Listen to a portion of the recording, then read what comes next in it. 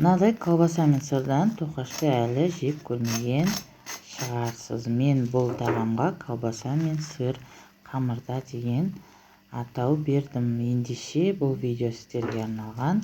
Видеоның соңына дейін қарап жасап көріңіздер. Бізге керекті құрамның барлығын описание бөліміне жазып кететін боламын. Жылы сүтімізге керекті тағамның барлығын, құрамның барлығын салып шығамыз. Достар, менің каналыма тіркелмеген болсаңыз, қоңырауша белгісін басып тіркеліп кетіңіз.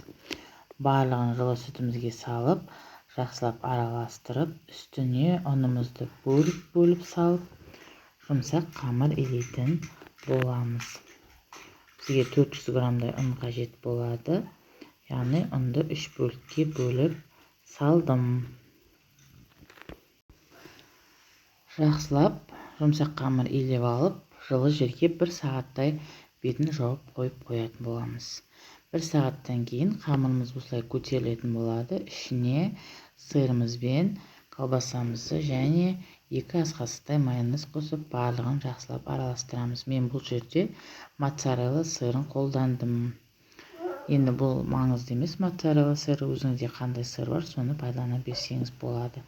Қамырдың барлығын осылай бөліктерге бөліп алып, дөңгелектеп алдым. Осылай барлығын кесіп шығамыз. Бұл тесті бізде пирожкидің тестісіне ұқсайды, беляшидің тестісіне. Осылай жұқа етіп жайып шықтым.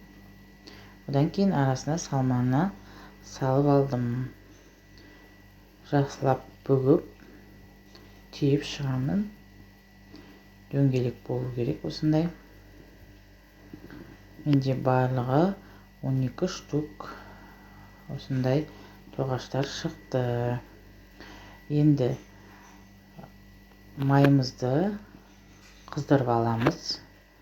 Жай отта пісіретін боламыз. Бірінші сүтке малып аламыз. Одан кейін барып панировочный сухариге малып аунатып аламыз да қазанымызға салып қуырып пісіретін боламыз. Менің балаларым чикен деп ойлап қалды, өйткені сырты чикенге ұқсап кетті. Осындай болып шықты. Дәмі деген керемет болды. Ішіндегі сыры еріп. Жасап көріңіздер. Таңғы асқа немесе кешкі астың орнына ұсынуға болады. Сіздермен бірге болған Өнер Жетпісбайқызы. Менің видеом ұнаса, лайк басып, комментарий жазуды ұмытпаңыздар.